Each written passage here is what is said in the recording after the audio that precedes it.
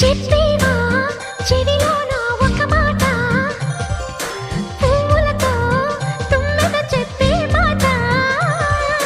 నీ చిరునవ్వు సాక్షిగా తాజ్ మహల్ నాదట, నీ పెదవంచు సాక్షిగా షాజహాను నేనట. నీ తీయని ప్రేమకి నా పెదవే నజరానా, నీ పైటకి నేనిక బానిసనే నెరజాడా.